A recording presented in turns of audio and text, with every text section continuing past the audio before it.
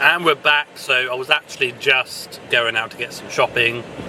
Nothing too extravagant. I just bought some guava, got a Red Bull, I was a bit hungry. Got some red plums from a place on Mill Road called Brothers. They're very nice, I do recommend it. I don't normally tend to eat before kind of the earlier afternoon, but I did something a little bit I don't normally tend to do, which is I made myself a sandwich because I really could not be bothered to pay something like silly prices on Mill Road for some like a little wrap or anything. So I bought myself some bread rolls and I got myself some cured meat beef from the local shop, and that's it really. Nothing too extravagant. Egg tack, bread rolls. Yeah, that's kind of it. But I really going to try and get back into vlogging for you, especially you to see. Again, you know, I owe that to you guys, and I'm trying to make sure I build a bit more interesting content as well. But I really do appreciate everyone that supports, from just watching my videos to downloading just even a fragment of one of my TikTok videos. It really means a lot, sharing. But again, please leave your thoughts and your comments down on this video below, and I'll see you guys soon.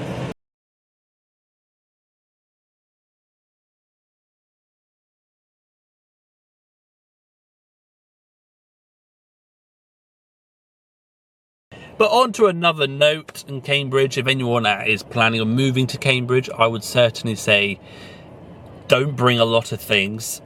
Don't bring a lot of things that's going to require you to actually need a big van or a car, especially if you're moving internationally. Because to be honest, it's virtually impossible doing anything.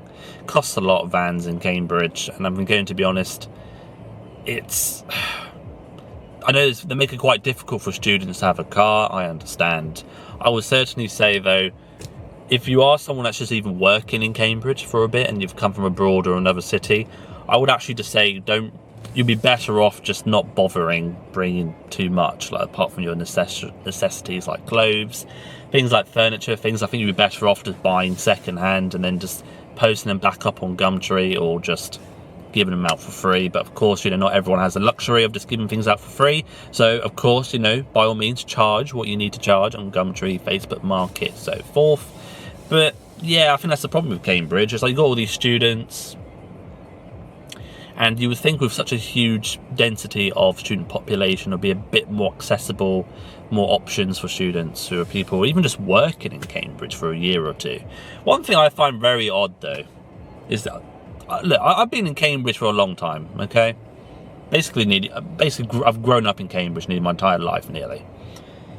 So I find it odd, though, when I see so many, like, local-born people in Cambridge that went to school here, and then it's like, again, they can't seem to find a job. They have to go somewhere else because they can't really find work in their own town. But then people internationally come. It is always an interesting paradox, I've always found. I understand it's basic economics. We know there's incentives. We know that people recruit abroad.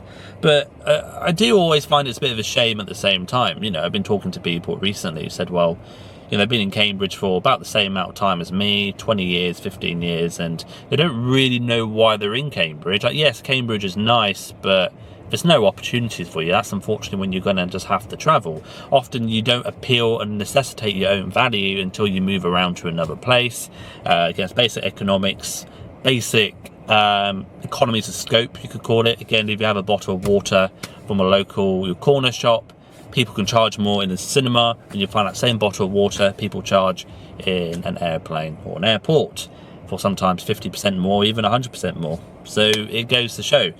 So you do need to move around. I think once you feel you can't actually extravagate any more value, it's very difficult, because I think you have to then, especially when you're so comfortable and you know your own place, you kind of feel a sense of vulnerability, right?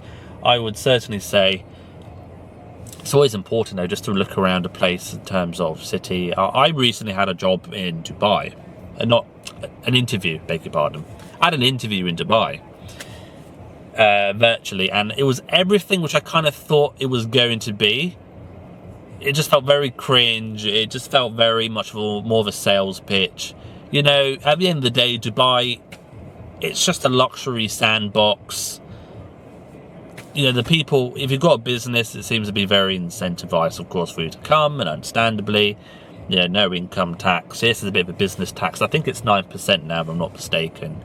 But other than that, it's just why else would you want to go to Dubai? There's more to life than just, look, money is not the only thing, but it's the only thing we keep track of, right? But there is also quality of life. There are people who just work themselves to death, and that's fine. But at the end of the day, they make it very clear that, you know, you are essentially a guest, which understandably when you migrate into any country, it's true, but we know there's a level of hierarchy, and it doesn't particularly please me. Is there hierarchy in other countries too? Yes, but there's other things to look at. I'm not stuck in a sandbox. At least I have, you know, other countries. I know people keep kind of shitting on Europe at the moment. Some of it I think isn't based, some of it fine, I can understand.